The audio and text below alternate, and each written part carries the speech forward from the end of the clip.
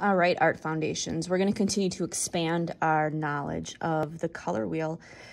And you are going to pull in some of your secondary colors. So that, that grass green, your violet, as well as the orange.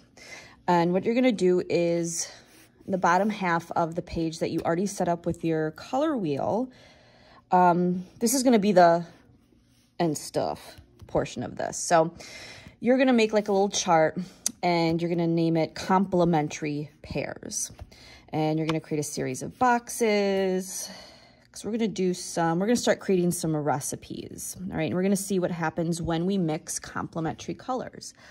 What are complementary colors? Complementary colors are across from each other on the color wheel.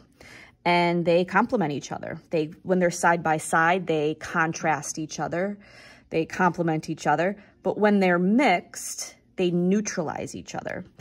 So complementary colors are used a lot in brand advertising and things like that because they draw our attention more to that. So I want you to look at your color wheel and see what's straight across. I've got orange and blue, I've got yellow and purple, and I've got red and green. All right, so my pairs, let's start off with red.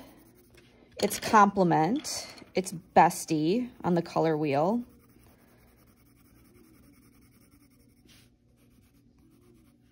All right, now what's gonna happen when I mix them? Okay, I just said they neutralize each other.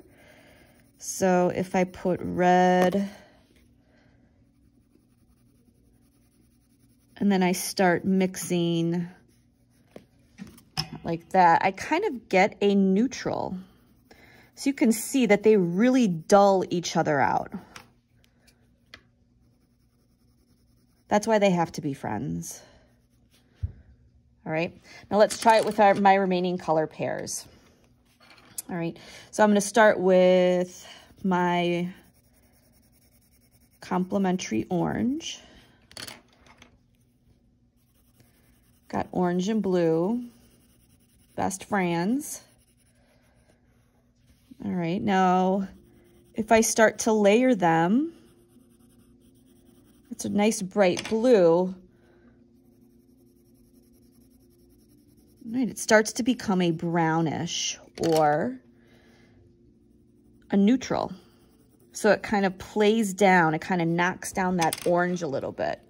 We actually use complementary colors to shade with, and we'll get to that in just a second. All right, what's my other one here? What's my other one? Okay, I've got a yellow.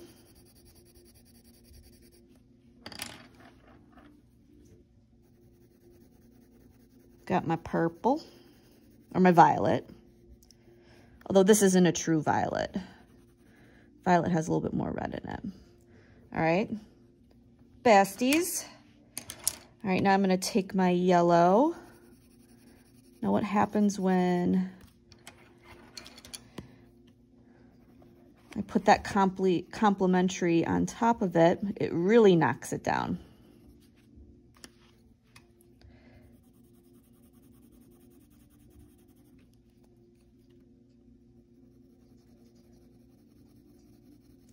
All right, so what I have here is kind of a series of neutrals. And we know from our color family charts what neutrals are. All right, and we're also going to use complementary color pairs to shade. So if let's say I'm looking at a blue object and I want to make it like a darker blue, or I want to shade it, there's a shadow, I might try using its complement. Okay, because it does knock down the intensity of that color. Now, complementary colors, again, they're brightest when they're right next to each other. They complement each other. But when it becomes more than that, that's when they kind of dull each other out. So they can't be more than friends. All right. So speaking of darker values with color, we're actually not going to be using our black color pencil a lot. All right. We're going to be actually creating chromatic blacks. And a basic recipe for a chromatic black recipe is dark brown. So you're going to have to look around for that dark brown. And you are going to pick up the indigo blue. And the indigo blue looks like, it almost looks like black, but it's a really, really dark, like navy blue. That would be a good way to describe it.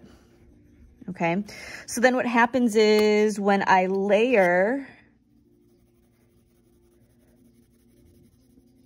that dark brown and that indigo, I get a really dark value, but it's not flat. It's not like it's a flat black.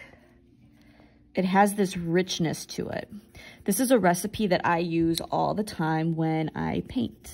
I don't use black paint at all because it just has a tendency to take away any intensity of a color. All right. You could even play around with different chromatic black. So again, we're using color to create black. Chroma means color. Now, what would I do if I compared this to my black? You can kind of see that it's a little dull. All right. Okay, now I can even start to play around with my basic recipe of indigo blue.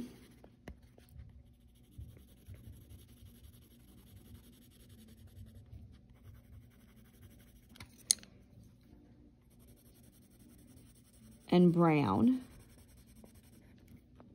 dark brown. Now, what would happen if I took my violet?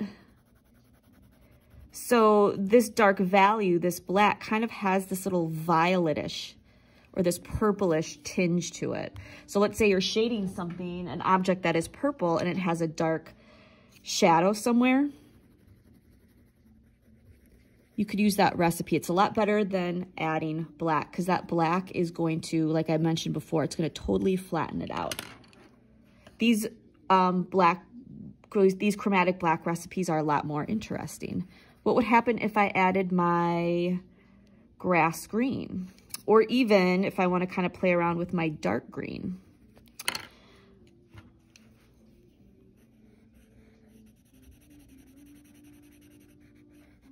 There's my brown, my indigo bleu.